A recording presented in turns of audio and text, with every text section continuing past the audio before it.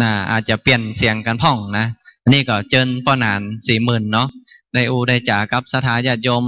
ที่เป็นกองนะบรรเลงได้เลยเนอะนะบรรเลงไปก่อนช่วงนี้พักอิริยาบถสัก20 นาที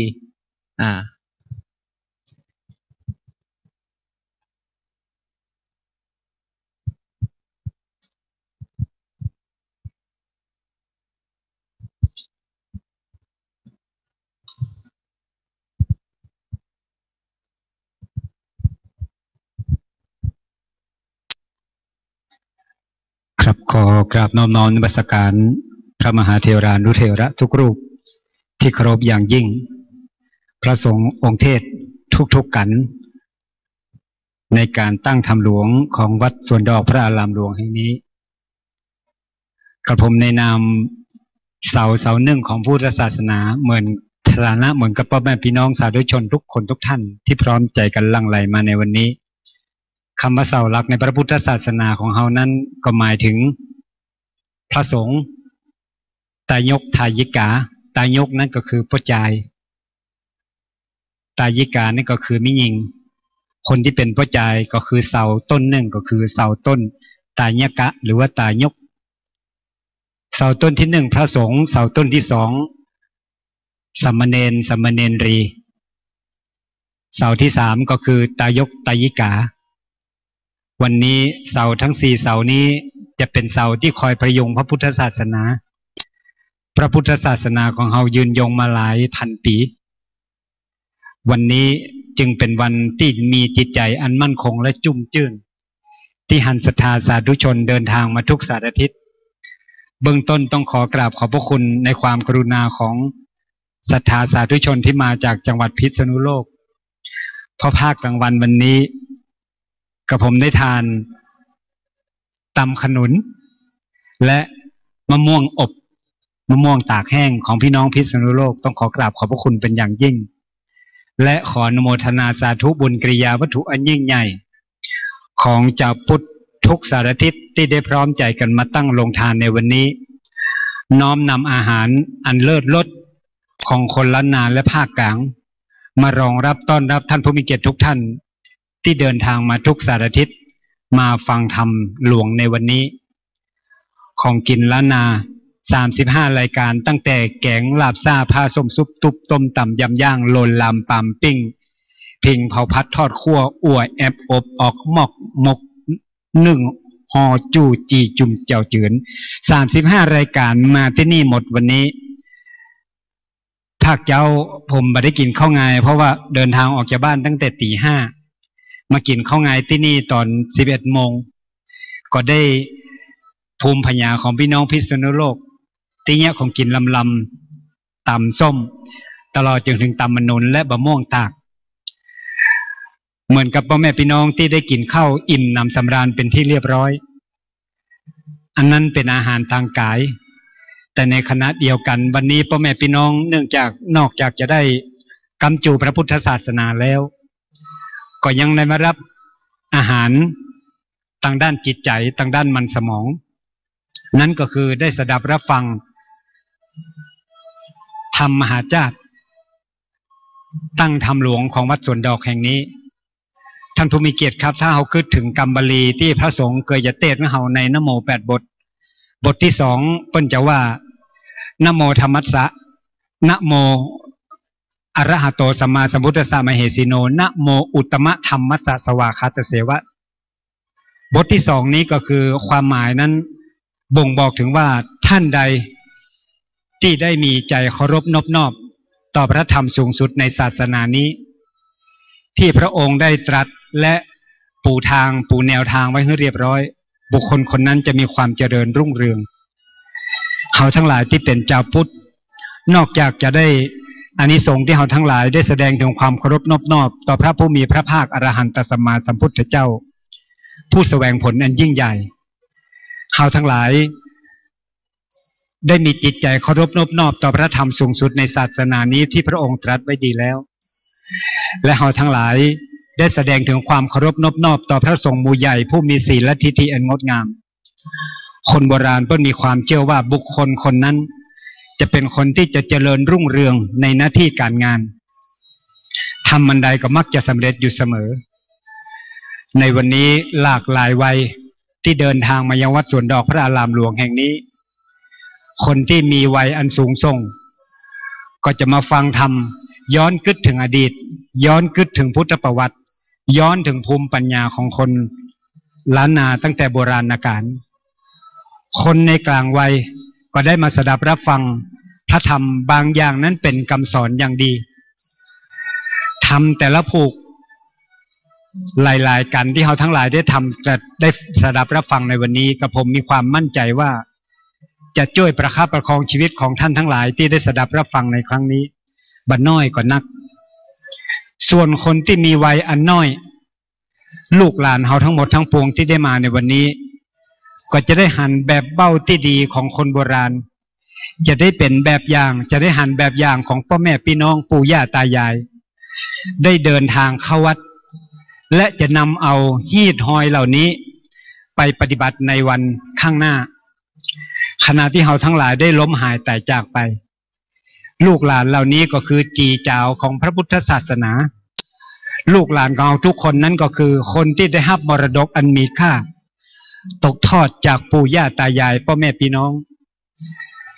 ฉะนั้นในวันนี้ผมจึงยกมือ10 นิ้วได้กราบอนุโมทนาสาธุกับบุญกิริยาวัตถุอันยิ่งใหญ่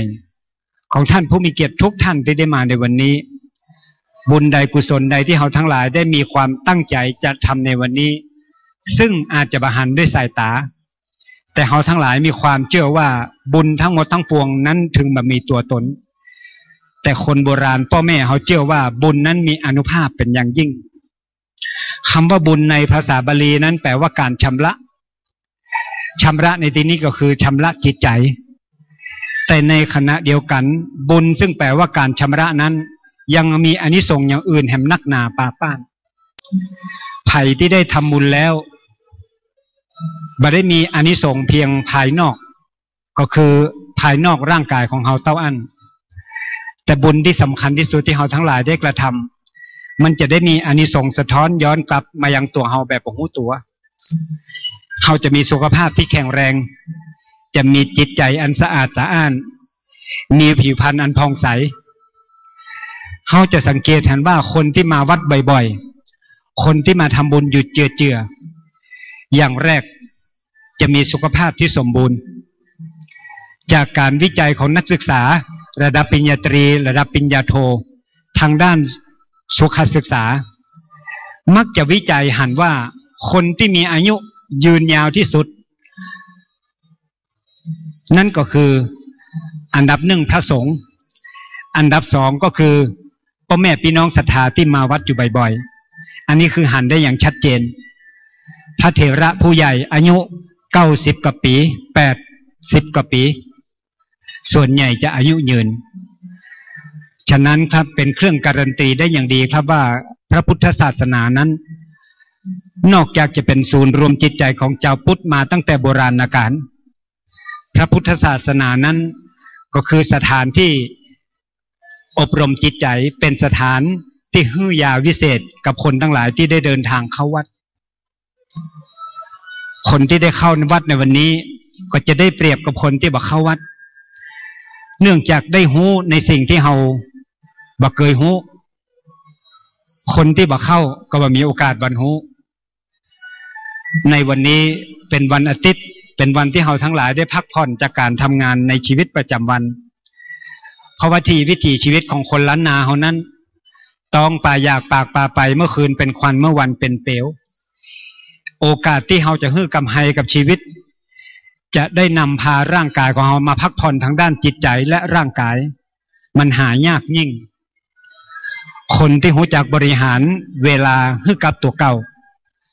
แบ่งเวลาที่จะฮื้อความสุขกับจิตใจแบ่งเวลาที่จะฮื้อร่างกายได้พักผ่อนโดยวิธีแตกต่างกันในวันนี้วัดสวนดอกพระอารามหลวงแห่งนี้จึงขอเป็นสถานที่อันศักดิ์สิทธิ์ต้อนรับท่านผู้มีเกียรติทุกท่านที่เดินทางมาทุกสารทิศเสียงดนตรีเสียงก้องเสียงกองเสียงมองตีเข้าเสียงตุ้เจ้าเล่าธรรมคนโบราณบอกว่าเป็นเสียงอันเป็นมงคลเสียงมงคลในวันนี้ที่เราทั้งหลายได้รับ ได้ยินเสียงดนตรีอันไพเราะเพราะพริ้งได้ยินตุเจ้าเล่าธรรมได้เตือนสติปัญญาของเขาเบื้องประมาทในการดำรงชีวิตและในวันนี้บุญก็ได้ไส้ก็เต็มแทนที่เราจะต้องไปจกสตางค์ไปซื้อตามร้านทั่วไปที่จะมาซื้อกับข้าววันนี้คนที่เป็นเจ้าพุทธเปิ้นมีใจที่จะทำทานโดยทำอาหารปรุงอาหารที่มีรสอร่อยมาต้อนรับท่านผู้มีเกียรติทั้งหลายอันนี้แหละครับก็คือเราได้หันอย่างชัดเจนว่าการได้ชำระจิตใจการได้ทำบุญมันมีอานิสงส์อานุภาพอย่างอี้รวมไปถึงโรงทานวันนี้คนทั้งหลายที่ยังขาดโอกาสบ่มีโอกาสได้กินข้าวอาหารลำวันนี้ก็ได้มากินคนที่ตานได้ตานกระเปิ้ลแล้วก็จิตใจเบิกบานท่านผู้มีเกียรติที่เคารพทุกท่านครับวันนี้จนถึงเวลา3 ทุ่มโดยประมาณพระสงฆ์องค์เจ้าทุกสารทิศจากวัดวาอารามต่างๆจะได้โปรดเมตตาประกอบศาสนกิจโดยกิจวัตรของพระสงฆ์10 ประการข้อที่1ก็คือได้ลงโบสถ์ได้โปรดสตาได้อรหังสัมมาบัคขาตได้ปัดกวาดวิหารเจดีย์ได้ครองผ้าสีงามสง่าได้รักษาปริวาสกรรมได้ปรงผมงามตามกำหนดได้ศึกษาบทพระธรรมวินัยได้ใส่ใจครูบาอาจารย์ได้โวหารเทศนาบัตรได้เข่งคัดพิจารณาอภินปัญจเวกกิจวัตรของพระสงฆ์ทั้ง10 ประการในวันนี้เฮาทั้งหลายได้ร่วมอนุโมทนาสาธุที่พระสงฆ์องค์เจ้าจากวัดวาอารามต่างๆได้เป็นเสาเอกในพระพุทธศาสนาได้น้อมนำปรมัตถสัจธรรมในพระพุทธศาสนามาเผยแผ่ให้กับศรัทธาญาติโยมที่รู้แล้วก็ตามบ่รู้แล้วก็ตามคนที่รู้ก็ถือว่ามาเตือนสติปัญญาตัวเก่าได้รื้อฟื้นคืนมาคนที่บ่รู้ก็ได้มีโอกาสรู้ทุกส่วนร่วมในการทำบุญอันยิ่งใหญ่ในการตั้งธรรมหลวงภาคกลางบ่ยฮ้องว่าเตศมหาญาติอานิสงส์ของบทพระคาถาในธรรมผูกต่างๆมีอานิสงส์ยิ่งคนถึงวันนี้บ่ได้หันอานิสงส์ของวัดวาอารามเท่าใดเพราะว่าคนในถึงวันนี้มีหลากหลายวัฒนธรรมมีหลากหลายศาสนาแต่ผมในนามที่เป็นพระพุทธศาสนาเป็นพุทธศาสนิกชนจึงขอได้น้อมนำเอาหลักกลางๆของเจ้าพุทธว่าบ่มีศาสนาใดที่จะทำให้สังคมนั้นวุ่นวายมีแต่ตัวบุคคลเท่านั้นที่จะทำให้ศาสนาวุ่นวายหลักคำสอนของพุทธศาสนาทุกๆพระพุทธศาสนานั้นเป็นหลักคำสอนที่ดีล้วนๆแต่มีวัตถุประสงค์อันเดียวกันก็คือจะทำให้สังคมบอกว่าสังคมครอบครัวสังคมแห่งการศึกษาสังคมทุกๆสังคมที่รวมมีคนจำนวนนักให้มีความสุขได้ท่านจะเป็นศาสนาใดก็ตามวันใดที่ท่านมีโอกาสได้เดินทางมายังวัดวาอารามของพุทธศาสนาก็ขอให้ทุกท่านนั้นทำใจเป็นกลางซึ่งบางคนนั้นทำใจเป็นกลางอยู่แล้วและในขณะเดียวกันเฮาที่เป็นเจ้าพุทธไปสู่กิจกรรมในศาสนาต่างๆก็ขอให้ทำใจเป็นกลางขณะที่เฮาทำใจเป็นกลางนั่นก็คือเอาใจของเปิ้นมาใส่ใจเฮาผมก็มีความมั่นใจว่าศาสนาทุกศาสนาสามารถเข้าอยู่ร่วมกันได้ยังบ่มีความเดือดร้อนยังบ่มีความทุกข์ในวันนี้เฮาทั้งหลายเป็นเจ้าพุทธศาสนิกชนท่านจะมีเป็นเศรษฐี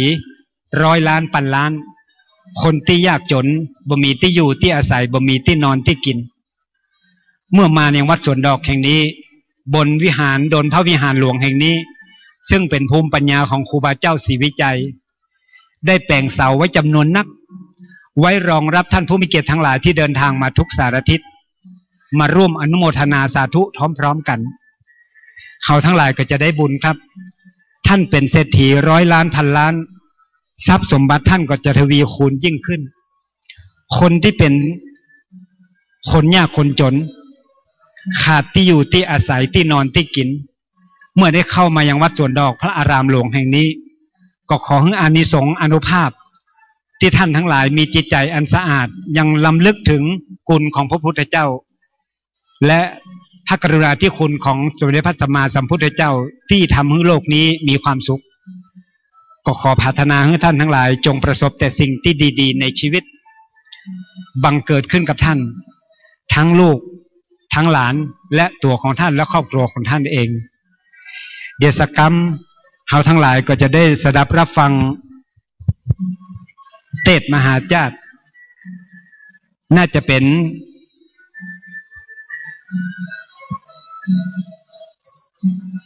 นกันที่6นั้นก็คือกันจุลปนซึ่งในวันนี้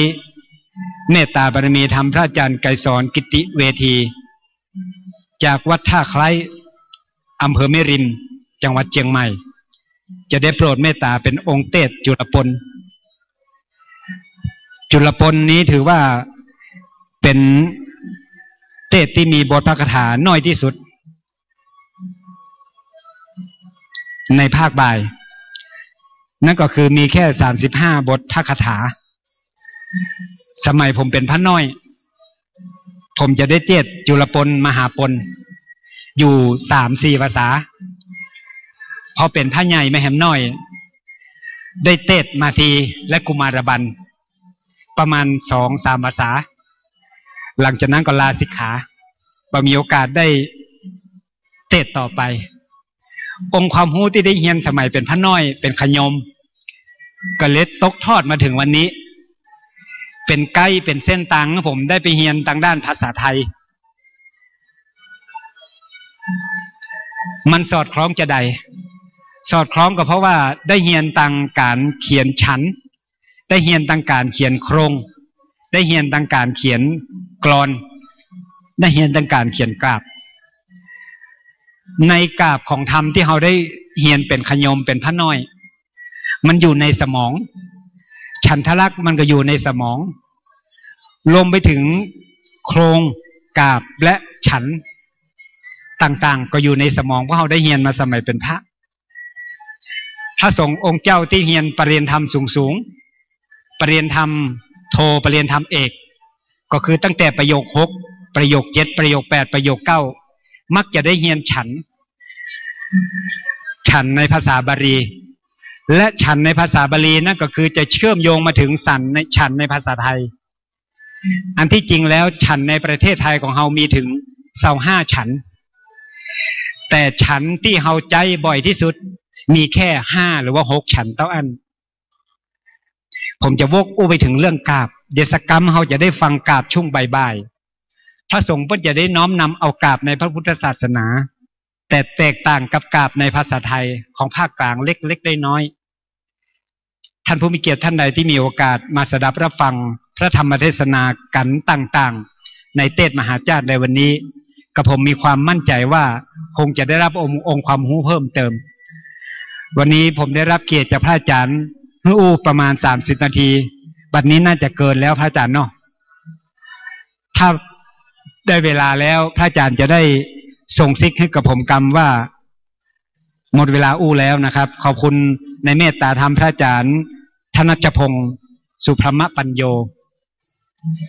อันนี้ก็เป็นพระสงฆ์องค์เทศองค์หนึ่งในอนาคตและก็ผมมั่นใจว่าสักวันท่านทั้งหลายก็คงจะได้ฟังวาทะของพระสงฆ์องค์นี้เป็นมหาปรริญญาที่มีองค์ความรู้ในด้านการเทศและเป็นจีจาวของพุทธศาสนาที่จะได้น้อมนำเอาจากพุทธศาสนิกชนหลั่งไหลเข้าวัดและบ่ฮื้อพุทธศาสนาของเรานั้นได้มีอายุสิ้นสุดซ้อยจะได้สืบไขอายุพุทธศาสนาให้ยืนยาวท่านผู้มีเกียรติครับวันนี้เราทั้งหลายมีกุศลเจตนาอันบริสุทธิ์มีความประสงค์ที่จะพยุงทำนุบำรุงพระพุทธศาสนาให้มีอายุไขยาวนานขึ้นก็ขอให้ท่านทั้งหลายที่มีส่วนร่วมในการทำนุบำรุงพระพุทธศาสนาในครั้งนี้ทำให้อายุของท่านยืนยาวเหมือนกับพระพุทธศาสนาจะ100 ปี120 ปีแล้วแต่บุญวาสนาของแต่ละท่านเพราะคนเขาแต่ละคนนั้นเปรียบกับมือ5 นิ้วอายุจะบ่เท่ากัน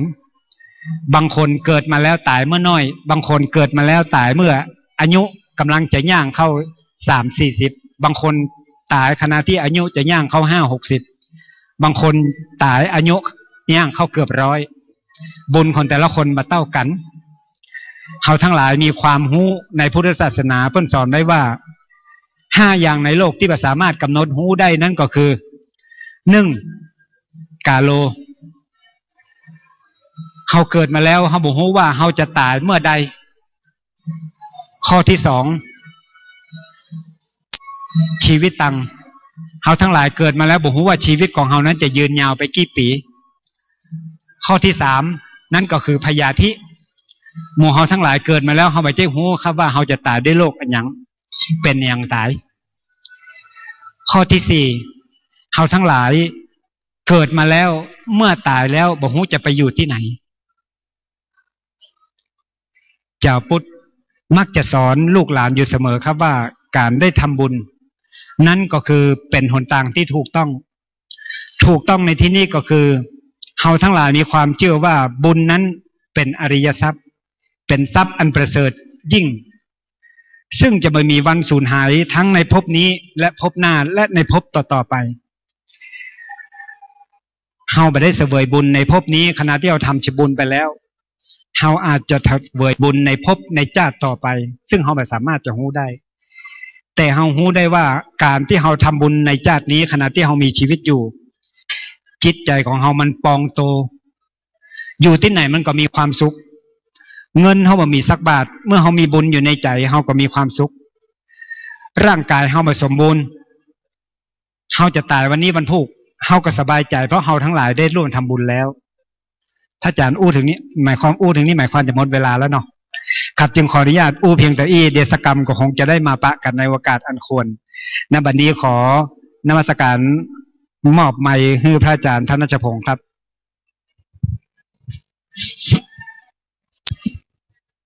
ต้องขอบคุณพี่นัน40,000นะจากโรงพยาบาลมหาราชนครเชียงใหม่ซึ่งพี่นันก็ได้ช่วยเหลือวัดวารามโดยเฉพาะวัดสนดอกนี่เป็นเวลาเมื่นมาละนะในวันนี้ก็มีโอกาสได้มาร่วมบุญด้วยกันในโอกาสนี้เราตั้งหลายจะได้รับฟังกันที่6กันจุลปนซึ่งมีอยู่ทั้งหมด15พระคาถาสำหรับประจำปีเกิดของคนเกิดปีมะเสงหรือปีไส้นะปีงูน้อยฉะนั้นก็เชิญญาติโยมนั่งประจำตีเนอร์ลำดับต่อจากนี้ขอเรียนเชิญท่านเจ้าภาพคุณโยมจีรินัยสินทองนะได้จุดเทียนส่องธรรมณโอกาสนี้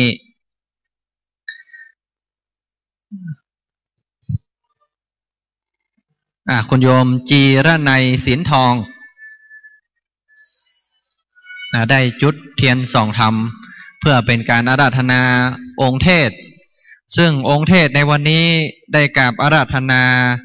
พระอาจารย์ไกรสอนกิติเวทีวัดท่าไคร้อำเภอแม่ริมจังหวัดเชียงใหม่ได้เป็นองค์แสดงพระธรรมเทศนาเดี๋ยวสักกรรมหนึ่งพระอาจารย์เพื่อนจะได้ใส่กาบเก้าประตูนะเสียงดีเสียงม่วน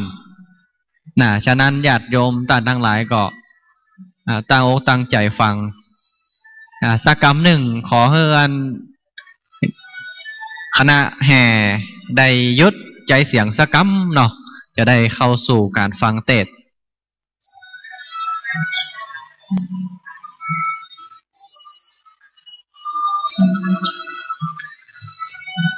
ต่อไปองค์เทศจะได้ขึ้นสู่ธรรมาสน์แล้วปออาจารย์ปอนาน40,000เนาะปอนาน40,000ได้อาราธนาองค์เทศกันจุลปนในนี้คำว่าจุลปนนั้นก็แปลว่าป่าน้อยพระเวสสันดรพระนางมาสีตอนนี้เข้าถึงป่าน้อยซึ่งในป่าน้อยนั้นก็มีพรานเจตบุตรผู้ที่รักษาป่าเอาไว้มีหมาอยู่32ตัวพระอาจารย์ท่านจะได้พรรณนาในกันนี้ ลำดับต่อไปขอเชิญพ่อนาน40,000ได้อาราธนาทำณโอกาสนี้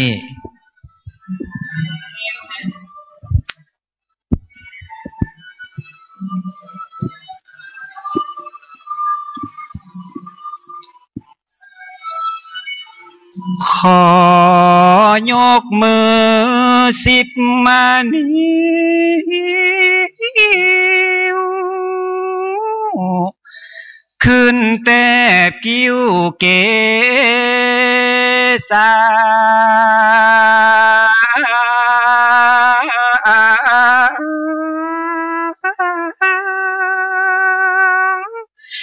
อารา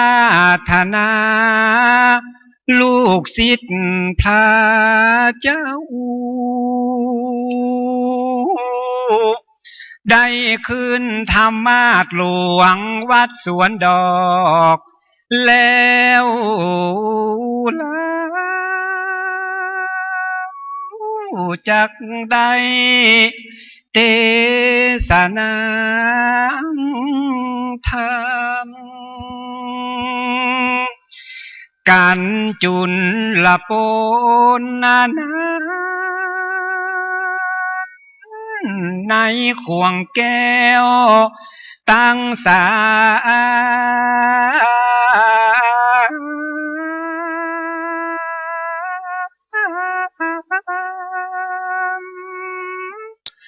ศรัทธา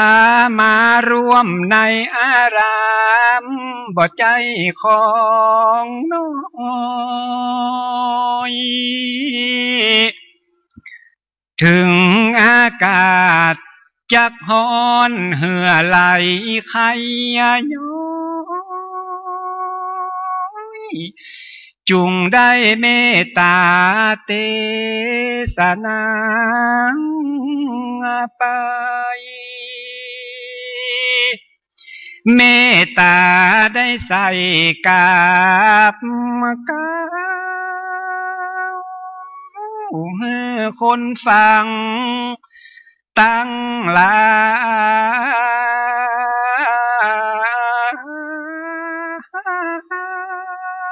ยสาธุชนยิ่งใจจู้คนจู้ผู้ขอได้น้อมนำเอากุศลส่งอยู่แก่ผู้ที่ได้มาสดับรับฟังธรรมังธรรมมุตตมังอนุกัมปิมังปัจจังอาราธนังกโรมาโอ้ตันศรัทธาญาติโยม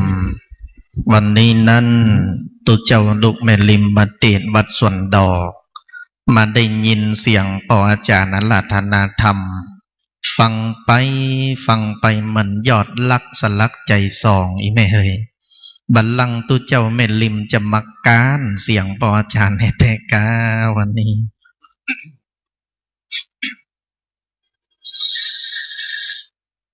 โส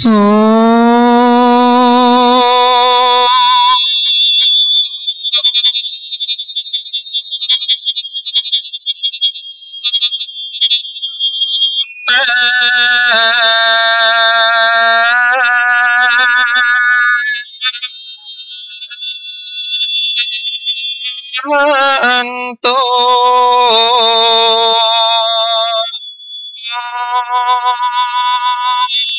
พอ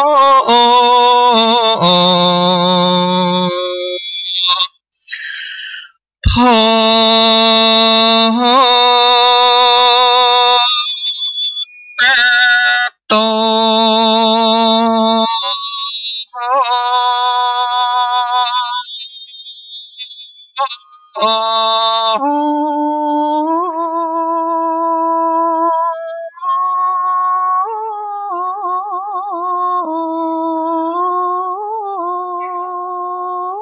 ฟังแล้ว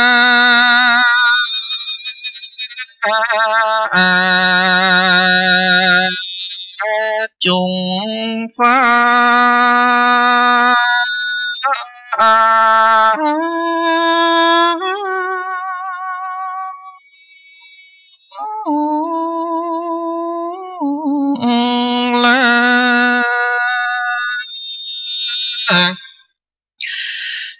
ma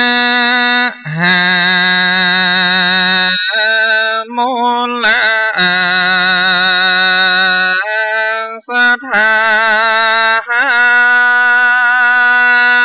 ta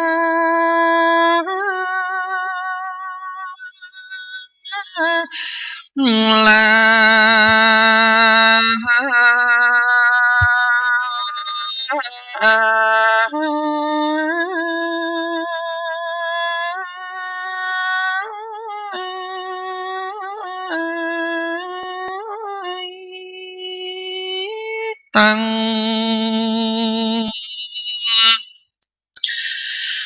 đêm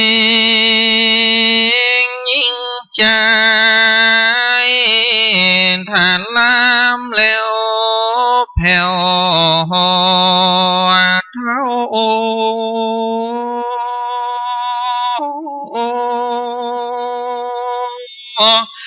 tin đây pa cần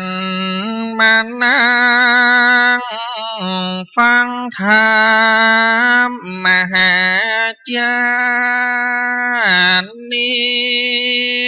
la chúng coi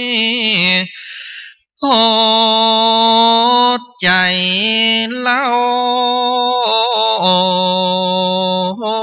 phá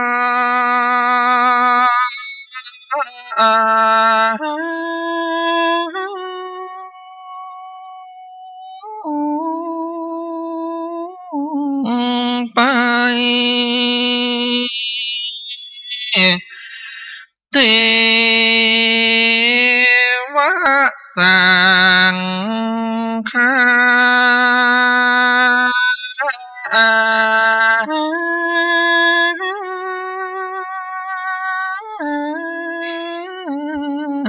nhô phang la tê và đa tăng lại hơ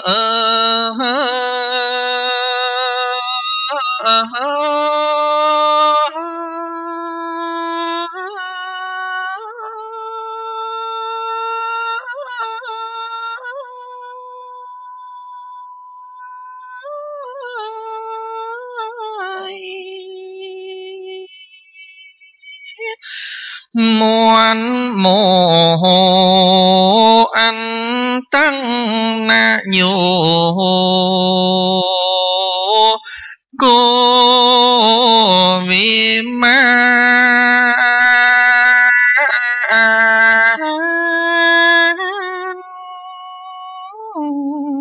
bốn lạc xa nhang chan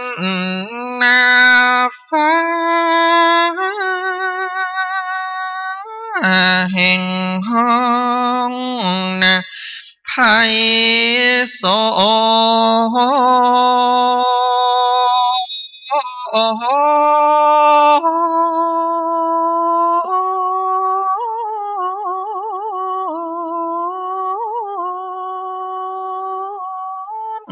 รักษาเมืองโคนมนุษย์แห่งห้องรักษายังเมืองเจียงใหม่เตนาตวัดสวนดอกแห่งห้องนอ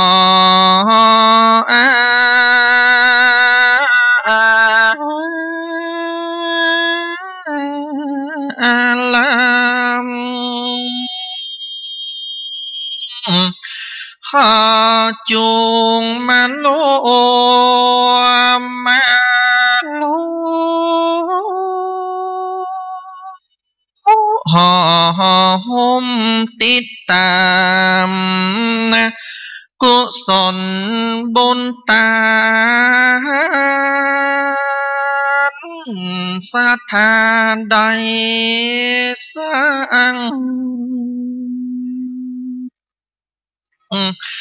ตานทำเวทสันดรเจ้าอาจารย์มหาจารย์นาตานามากันลาย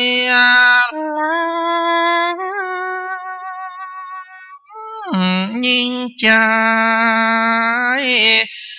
นำนา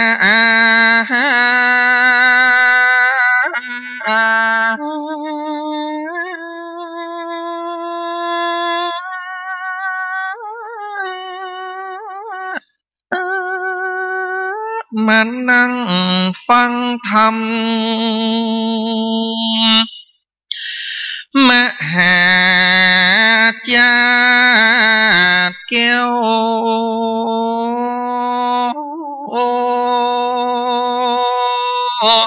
เธอเอาเป็นตีแล้วกุศลบุญตานมาตั้งโลกน้อยพ้องกับปาลานนะมันย่อมือตำฟังธรรมผัดเจ้า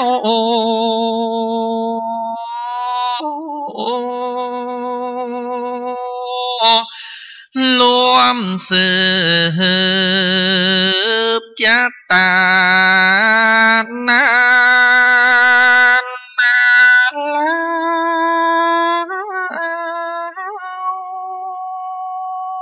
ตาม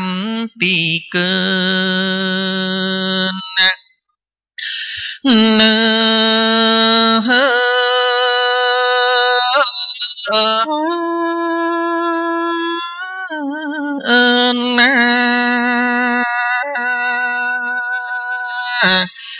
ท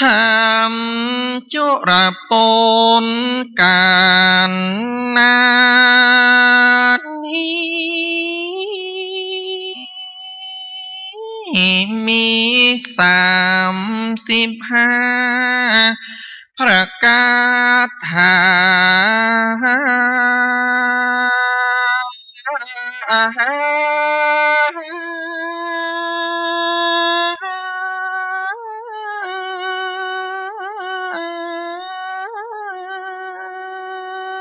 โพตีเกิดปีไสนั้นนาปึ้งงูน้อย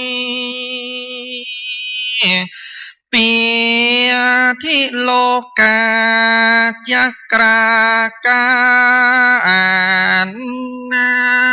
ก็อย่างน้ำตกจา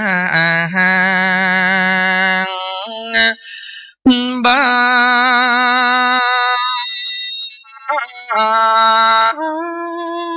ย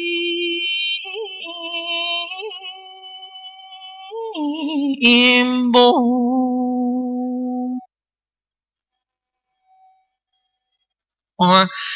คนเท่าฟังแล้วบ่ต้อง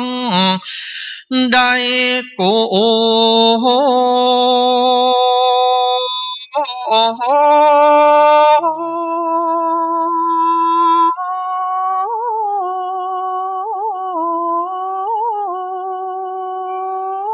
บ่ต้องมองมัวจากหนุ่ม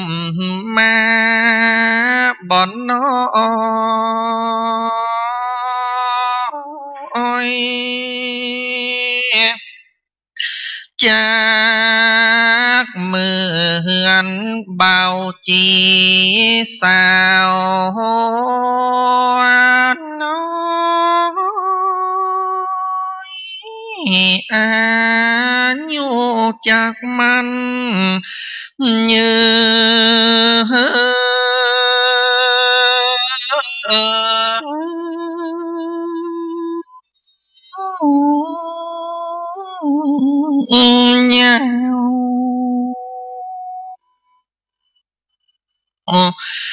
ผู้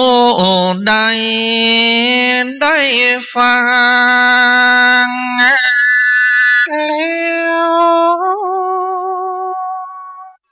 ใจเหมือนหนุ่มสาว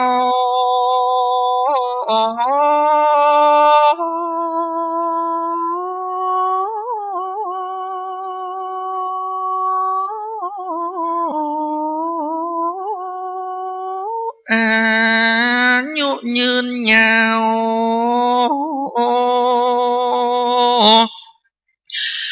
ได้ลอยสาวโคมาเข้า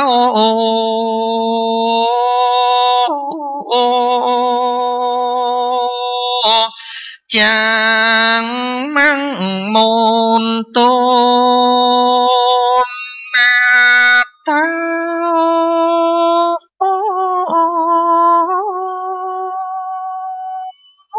อยู่เฉยบ้านว่า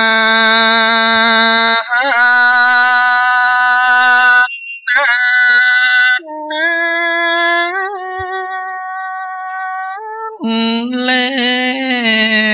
นา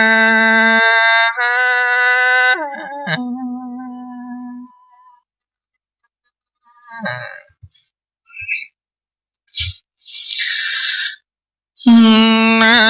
โม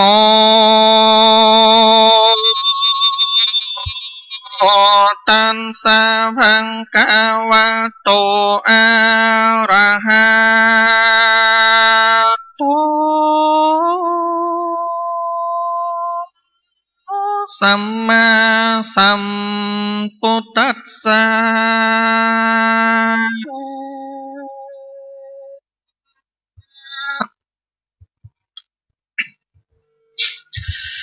เอ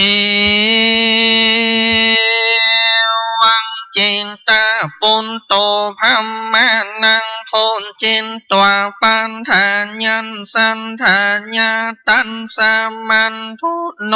ตุมพันเจวาปังกามิงกาสันทินจาทัตโตมังเคนทำเป็นตีนทางขินนาหันทางวงคีเป็นตัววันโนสากาหาลำดำธรรมติสักนามาเถิงการยอดจุลปนปังเมื่อพรานพายโซนชื่อจีนตามบุญใจงามยังเฮือโจจังกามพามผู้เท่าได้นั่งกินยังเข้าน้ำและอาหารแล้วเอาน้ำเพิ่งหวานพงไม่ใส่บอกไม่ดาจินขากวางทรงแห่งใส่ธงแห่งปันพามเจตาบุตรใจงามบ่อเศร้าจังบ่องตีอยู่นอพระเจ้าบนนาก็ยกมือขวา จีจริงจังตีตั้งไปจริงจะใครโอการเป็นบนบานกาทาวาอาเสโลมาหาพระเมปัมพัตโตกันทามันตาโนดังนี้เป็นต้นวานดูราพามเท่าอันว่าตนเต้าเจ้าบุญความปั๊มปิงสังปาลามีในกิลีกว้างใหญ่มีชื่อไว้ว่ากันทามันตานาลืดแล้วอันผ่านดำแก้วและหินพาเต้าบุญนาโยนโยถือพันวันเป็นจีกรรมบุตตาบุญตีและเมียโต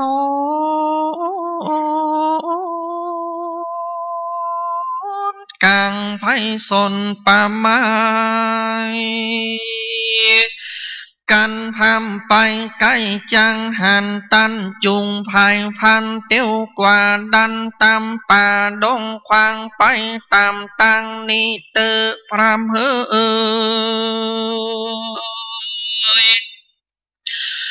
ดูแลพาไม่ตั้งหลายมีมากตั้งต้นห่างใหญ่ใหญ่พองมีลำใสสะอาดเป็นดังอากาศกลา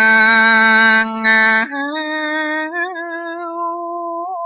ดังมีดาวเวทล้อมพ้องก็มีกิ่งการก้อมกว้างใหญ่สังกุนาไฟมาตอมห้องมีดอกหอมไหลและส่งกลิ่นแผ่ไปไกลไม่ดงไผ่ป่ากว้างมีมังอ่างเรือลายสังเขียนยายยันถอยมีบ่อน้อยยุงยันไม่โหกว้างเป็นเจ้าไม่สังข้อเลี้ยงลานดูดองลายเป็นหมู่ตั้งต้นอยู่ริมเหวมีใบเขียวกิ่งกอมลมปันน้อมไปมาดังมานาว่าหนุ่มเนาดูดกินเหล้าเสียงอาสายนั่นแหละนาพำเฮ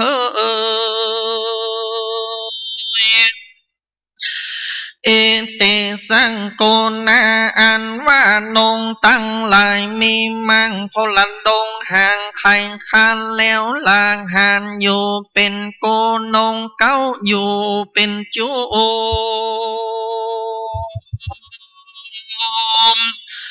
นกน้อยลุมสาวสาวในด่านดาวอลัญญานุงปาตาเลงกาปาสะสอนลาสะโซ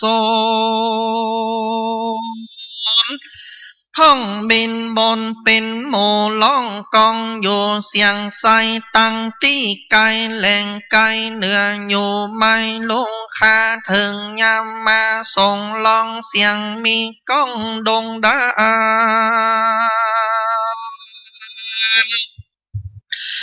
ห้องเสียงหวานใจจะดังเสียงติมแห่งนางฟ้าบนสวรรค์จืนนานทวารผ่องเพว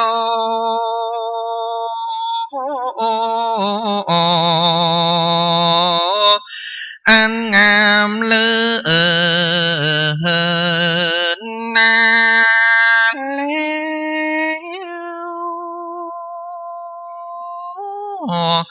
ปอตา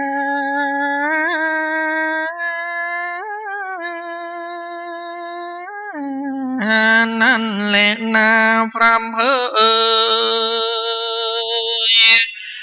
ครำเม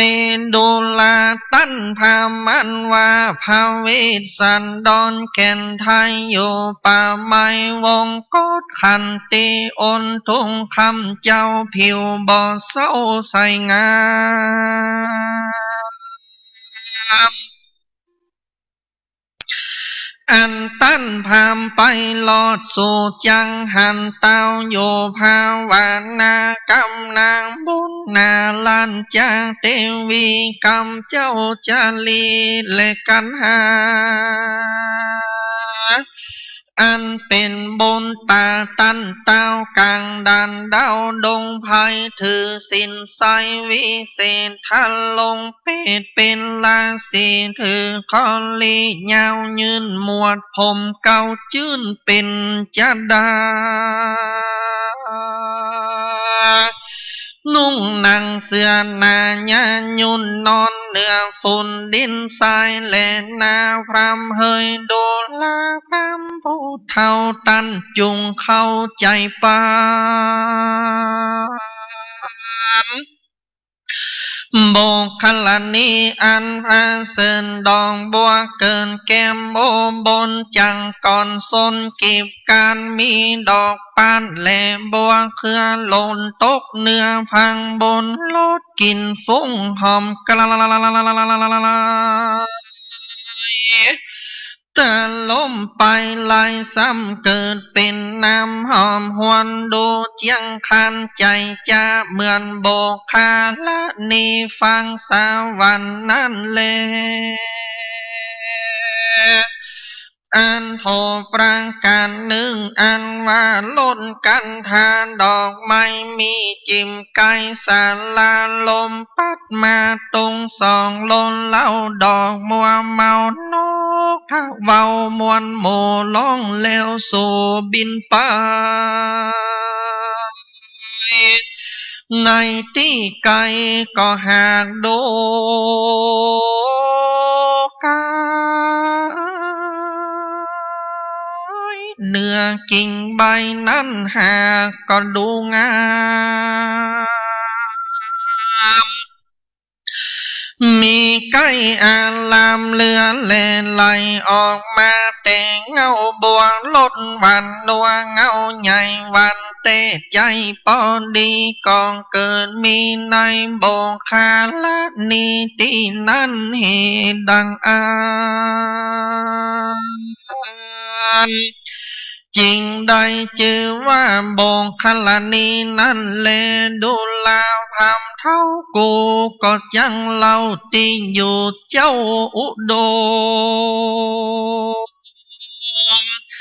คืออาสาลมบนเจ้าจังอันอยู่ปากกว้างผ่านนาภัยเลียไล่ไปทุกศอกแดนดาวของหิมมาวันลมพัดพันไปมาบ่อไล่มาแต่ไปใต้ตะคินา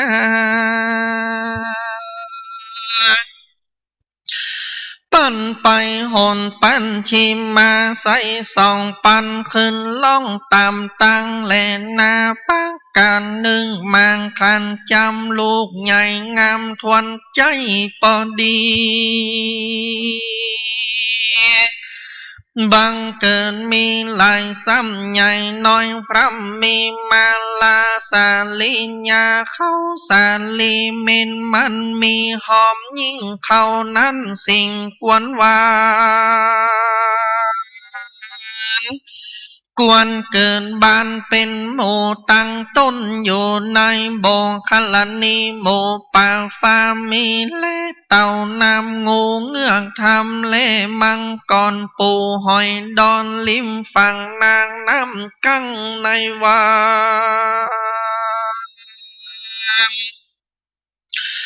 ป่าดงป่ากังมีมากป่านั้นห่างยินดียังมันมีปิ่นมากเต็นพางผางในวันงานมีตาป่าต่างเขียนและป่าขาตื่นเต้นลายินดี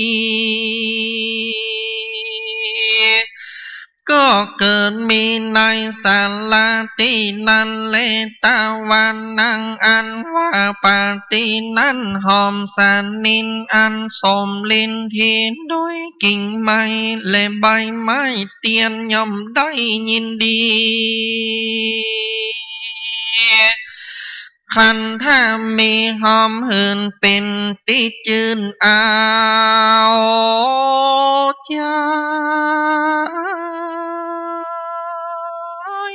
พรหมลาอันว่าเพิงดงไผ่และแมงปูบินเข้าสู่ดอกดวงหอ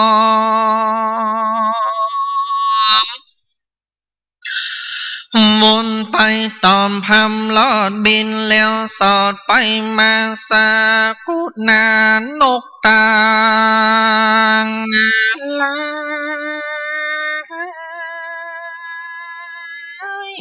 มวลมากมีหลายหลากหลายประการ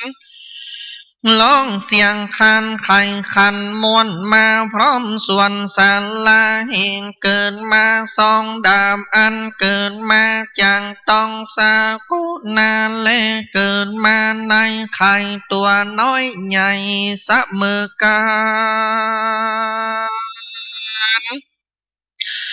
มันมีวันหน้าหลายหลากอันพรำห่างจังหันมาแล้วก็ปากันมาเกิงกองส่งเสียงลองซึ่งกันโมทันตีก็จมจืดยินดีสร้างสุกำนงกูตัวเมียเล่มีพรำเฮยจีตะโปโตอันว่าพรันจีตำบลผู้ฉลาดอันเต้าจีตลาดเมืองโค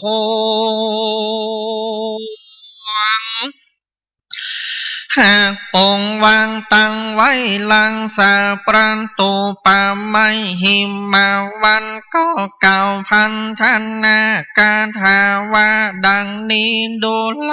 ตั้นพามผู้เฒ่า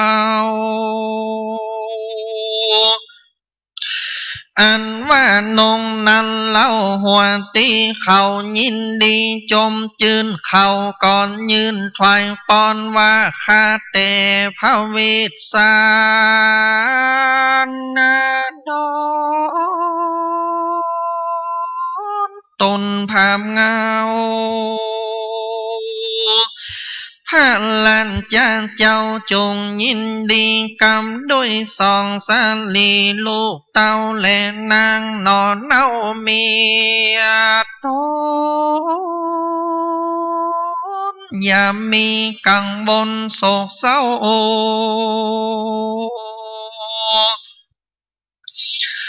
ตุ้งคำเจ้าโยภาวนาแดนตือว่าอันโมมงนั้นจริงได้ชื่อว่านันทิกาทนติญาสังกุณาโนนาลายลางสาวโพทวนสองโมบินมาจำสาขากิ่งไม้ตีดาวจิมไก่อาสาลมมาถวายบังคมข่าวไว้พระบานไทยทำมิงกาลสิงคันเดพระบุญมีวิเศษตนมวลเก่าเกณฑ์เป็นจีขอพาลาสีเจียงเจ้าจงมีอายุเตียงเต้าตีขาโอดใจภาวนาในเถื่อนอยู่เป็นเปื้อนจ้างและเสือสี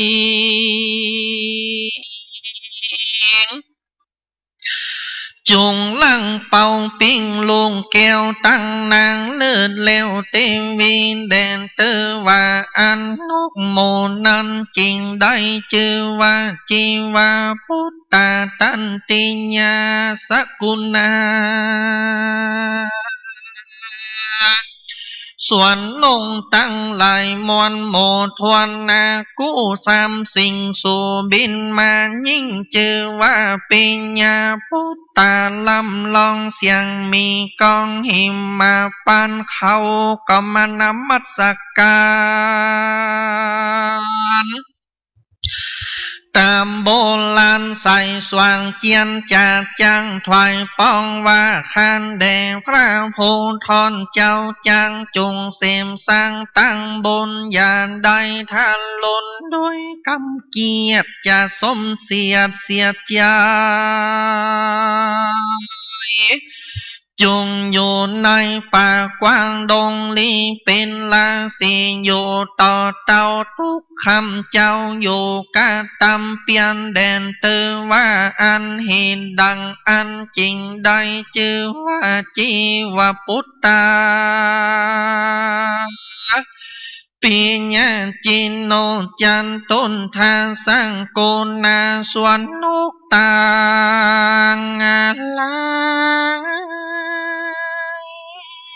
พรำพร้อมทวนสีน้อมถวายปอนว่าคานแด่พระวิสันดรนอไทยอันอยู่ในป่าหิมาวันกำโดยจอมทันเจ้าจะลีแหลกกันหาลูกเต่าตั้งนางนอนเน่ามาทีอันอยู่ในดงลีป่าจังกลางป่ากว้างดงไผ่เป็นราศีใส่ต้นสังสวัสดกินลูกไม้ฝาดและหัวมันเป็นของฉันตั้งเข้าแก่พันลาจะเจ้าสองพระองค์ใส่ใจจงแสบสร้างอย่าได้ละมั่งกะตำพลอย่ามีกังวลเดือดร้อนลำบากค่อนหัวใจมีหอล้านไทยจมจื้นไหวลบยืนเปียวไฟเด็ดเตอ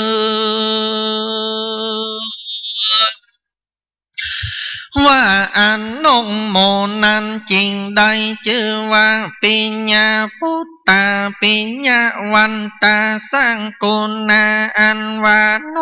กทั้งหลายสีโมบินเข้าสู่ศาลาบินไปมาสองทางลามข้างล่องทองจังปูนฟังเขาเป็นลังพร้อมพังเตบข้างฝั่งน้ำโบคาละนี้ก็มีเล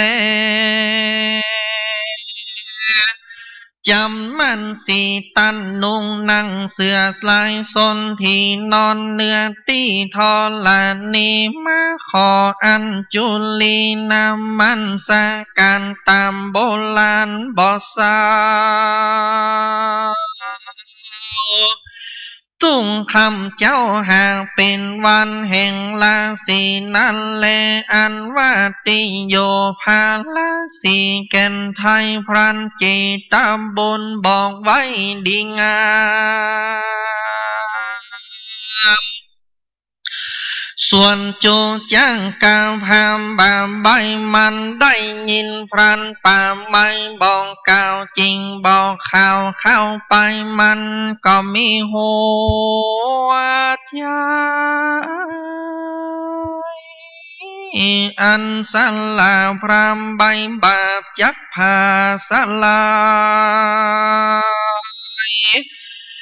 ยังกำปึงใจมันว่าดูราพานเจ้าใจต่อเจ้าใจหม้อลันกูส่วนว่าเขาสั้นตูก่อนใหญ่น้ำพึงใหม่ลดว่า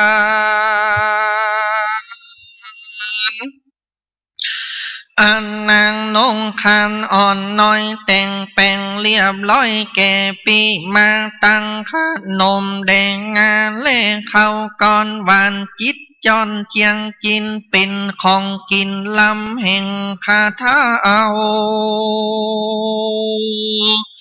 กูจังเอาเฮือเจ้าอันอยู่ดงขวางอันบอกหนตั้งแก่ปูเท่าปูลูกกุนเจ้าเหลือลายแหลนาว่าอันตั้งสุดตัวขานจีตามบนได้ยินกำพามเก่าไว้ลิมจะใจทำหามีว่าจะตันตอบยังกำจอบแก่พรามว่าตุมเฮวาสัมปะสังโหตุดังนี้สตุย่อยกินได้ก้อยแรงมา ตั้งเข้านมพลจะเข้าก่อนน้ำอ้อยหวานจืนจ้อยทานานนาจายกูบ่เอาโท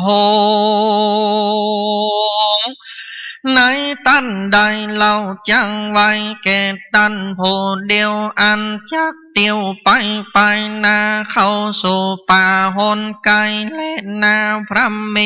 ดุลา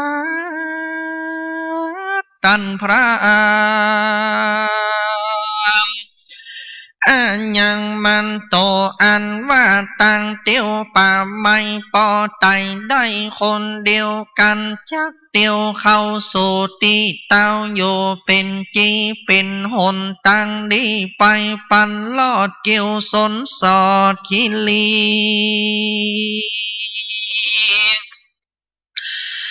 หลานยินดีจริงบอกแม่นปูจังออกพระมาจังศาลาตั้นเต้าพระดันดาวดงเขียวหนตั้งเส้นเดียวจื่อนางเลพระการหนึ่งยังมีเจ้า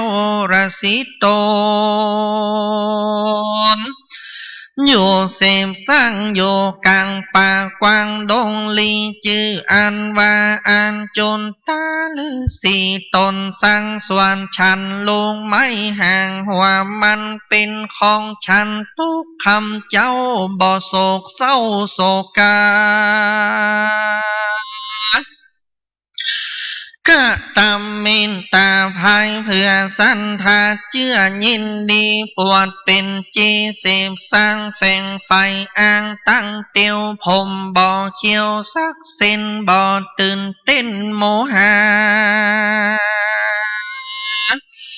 มีตันตาพรำพร้อมเขียวบองยอมส่องแสงงามมีหัวติดตามไปด้วยฝุ่นบ่อซ้ำคนการได้ถ้าลงสินสา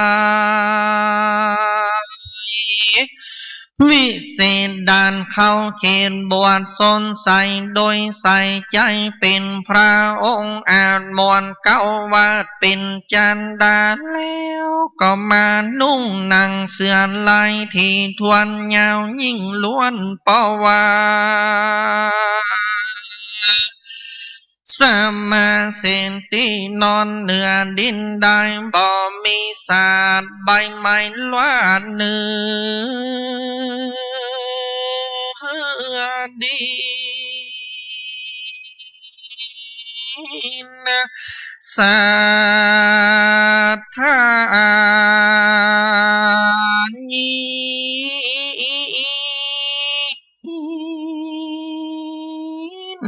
จมจ่อ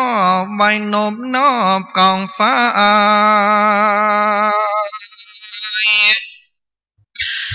อันมีเปี่ยวใสไหลหลางนี้ก็หากเป็นวันแห่งเจ้าราศีตั้งหลายและพามเฮ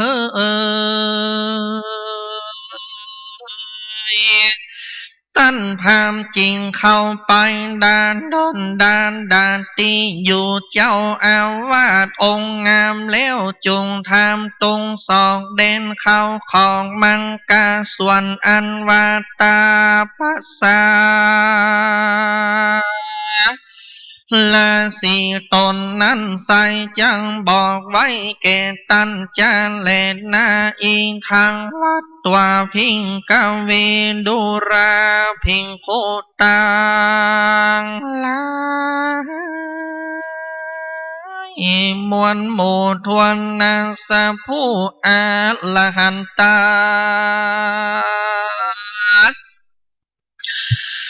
ส่วนอันว่าจูนจางก้าวพามเท่าแก่จัดเจือแต่พรงพรามได้ยินกำงามอันพันเจตาบุตรกล่าวไว้ตีอยู่พระเงาไทยกษัตริย์ปะทั้งที่นั่งกันตัวมันก้มประทางสินมันก็มีใจยินดีจมชื่นนมน้อมยืนอันจุลี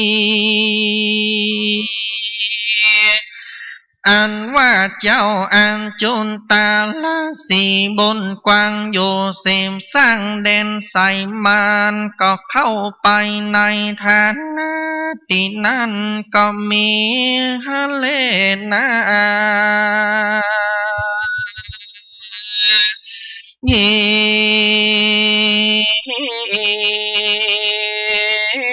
ตี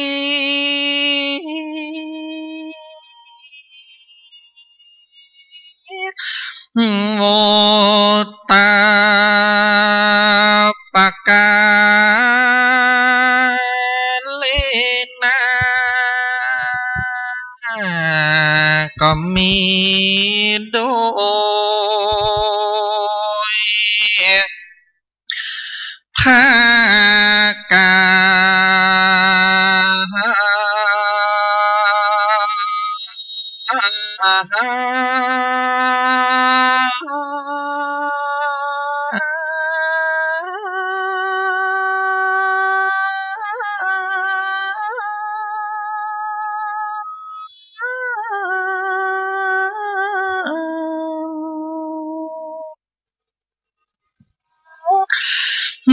ดัง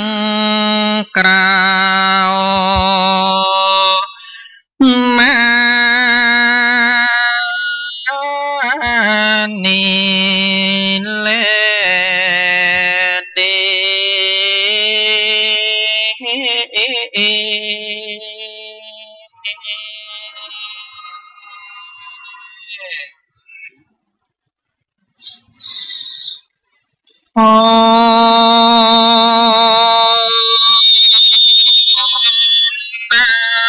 โต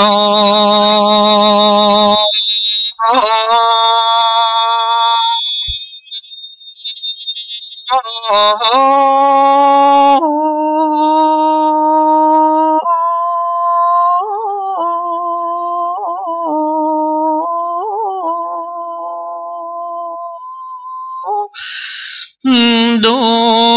รา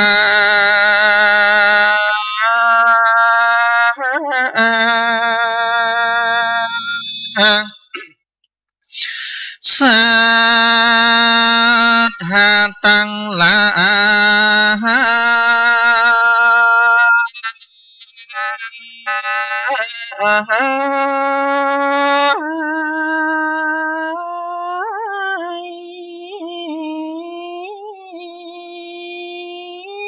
ตังยิ่งใจฐานลามแล้วแผ่วเท่า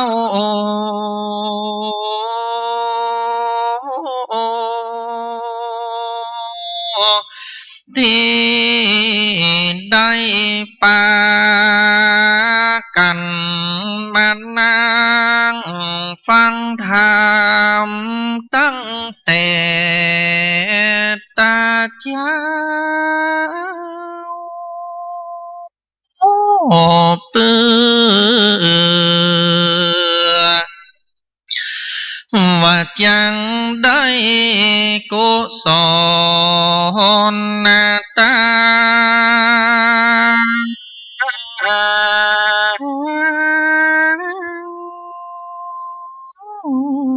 บุ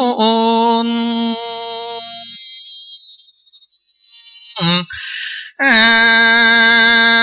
นิ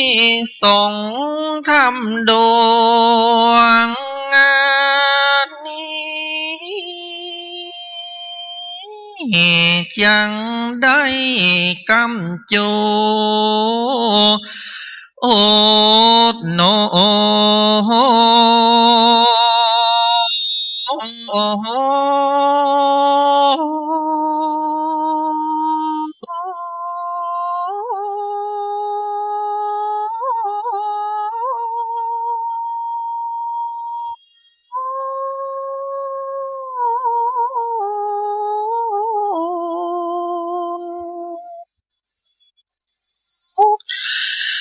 เงินขามมั่งมนกำโจไปนะ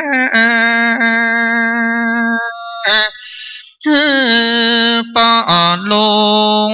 สาธาปา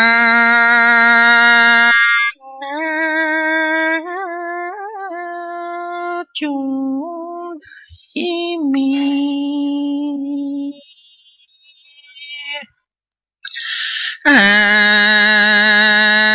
ยุเตียงมันนอ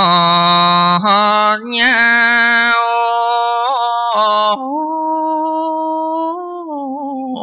นั้นการเทศนาธรรม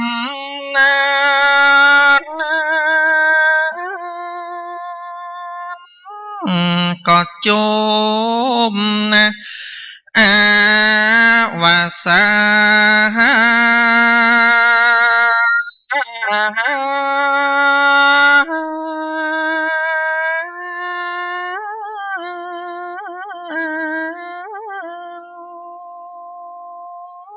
ขอลา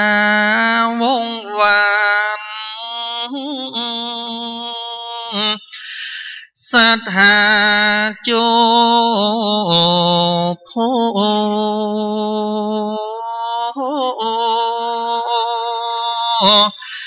เลตั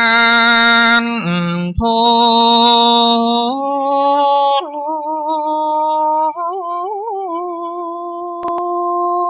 ขออย่าได้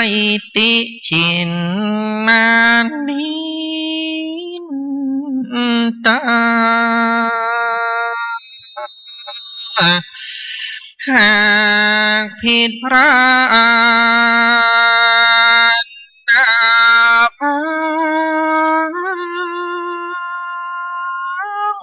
นอกสาสนา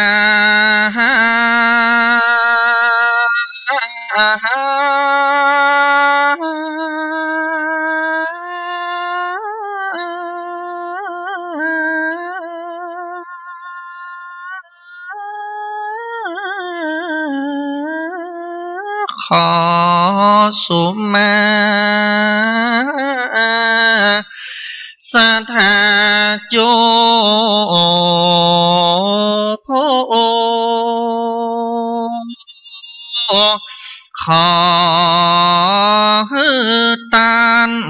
สัทธาโพโล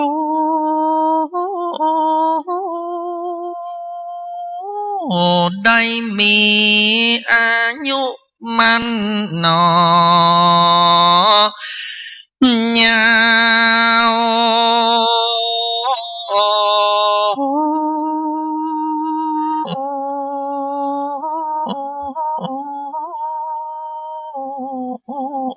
นั้นวั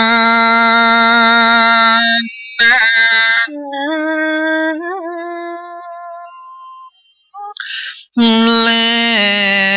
นาจุลวันนานิทิตังขิญา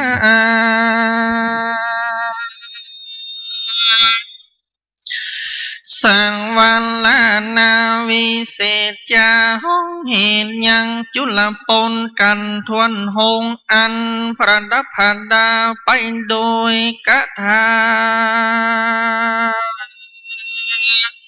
ว่าได้35ประการ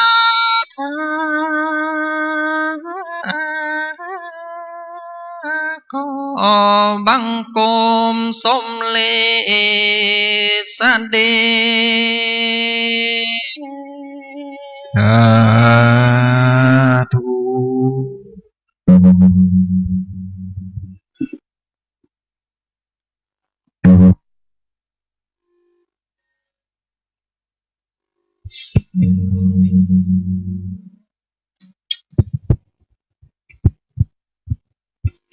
สำหรับการแสดงพระธรรมเทศนา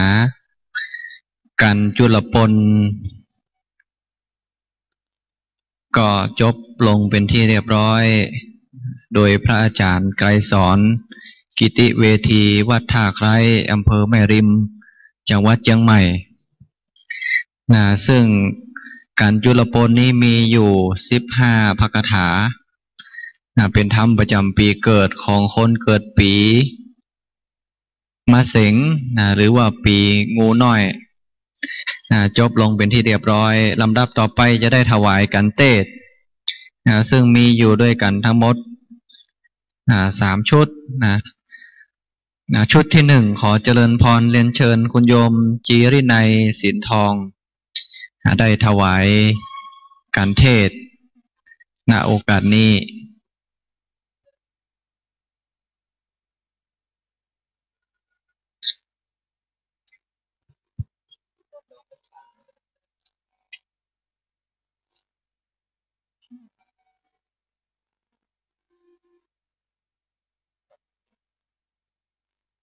และต้นกระประพฤกษ์1 ต้นนะ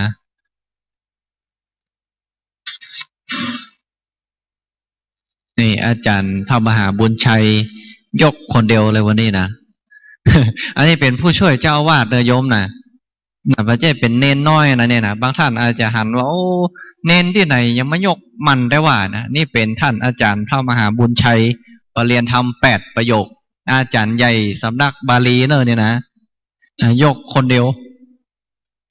แหงเพิ่นนักอาจารย์นะ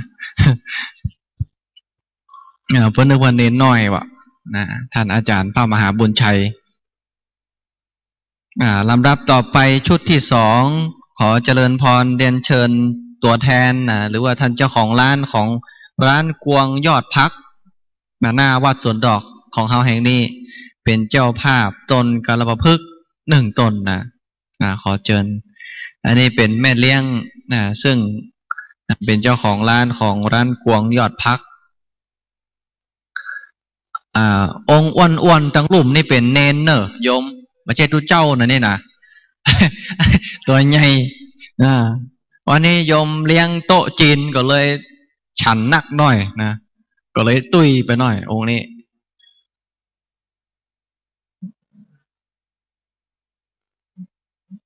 ต่อไปชุดที่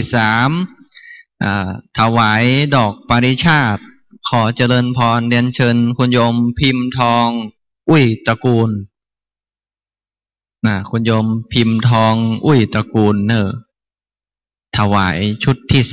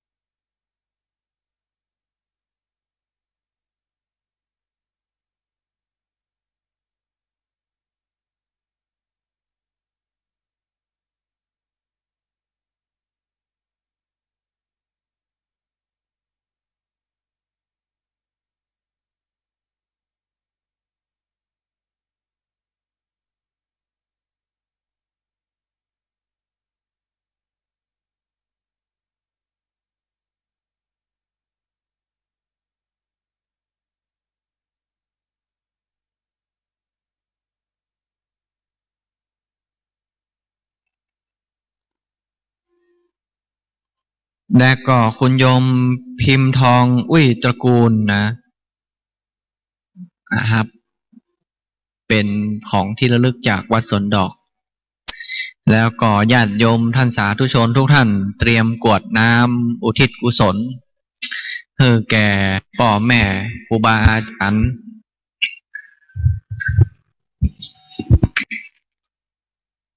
ท่านอาจารย์พิธีกรกับญาติโยมท่านทั้งหลายว่า เสียงอาตมาม่วนฟังเข้าลาบหมดอีแม่เฮ้ยกำบักเก่าเป็นว่าปุคละยิงใจคนใดก็ตามคันในขนาดฟังธรรมมหาจารย์เวทสันดรจารดกกันว่าคนใดหาวเกิดมาจากหน้าฉันใดจังได้เป็นตกโตอีไว้ไม่เฮ้ยก่อนว่าคนใดขี้อูขี้โวกันจิขี้ข้างกันเป็นเตื่อเกิดมาแหมจานนั่นจักได้เป็นคางคกคางคากอีแม่เฮยตูเจ้ามาลักพออีปล่อยแม่ญาติโยมเขาจานหน้าฉันใดตกโตส่วนดอกจะนักในแม่เนอพอคนใดกว่าห้าวเหี่ยวหมดเหี่ยวเสียงเอาละเนอตั้งอกตั้งใจฮับปอน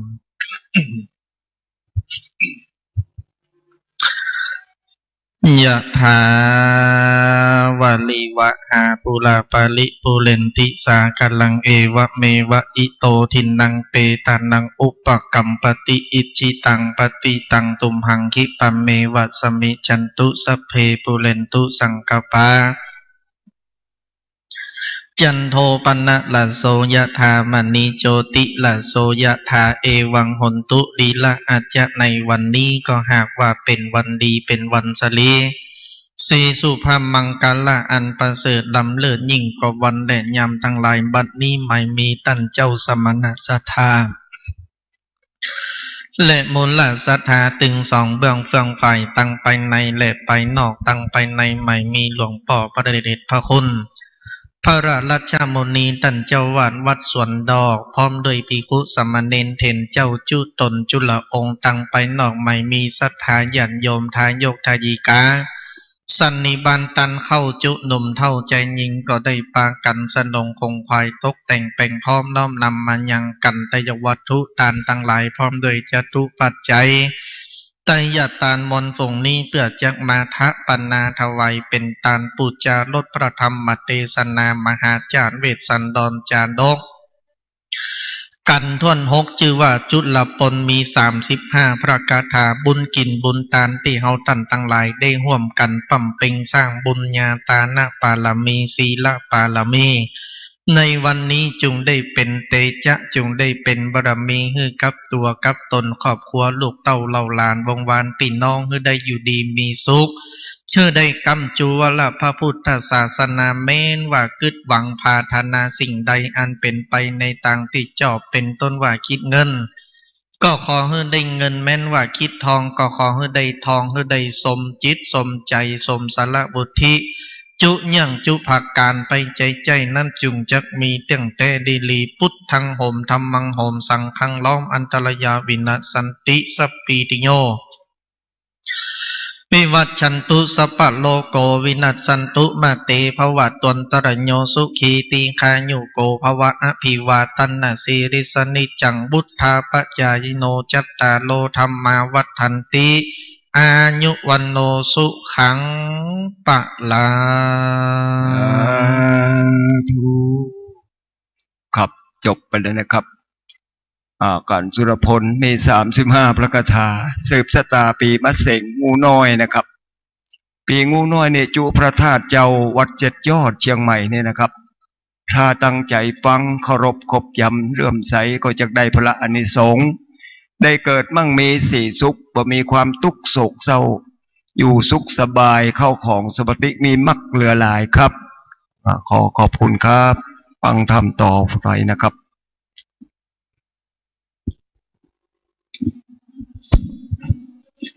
ลำดับต่อไปเป็นการที่7นะกันมหาปนมี80พระคาถาคนเกิดปีมะเมียปีสะง่าเป็นธรรมประจำปีเกิดซึ่งได้รับความเมตตาจากหลวงพ่อพระครูวิสิทธิ์ศรีลาภรณ์เจ้าอาวาสวัดวังสิงคำอำเภอเมืองเชียงใหม่ซึ่งหลวงพ่อมานั่ง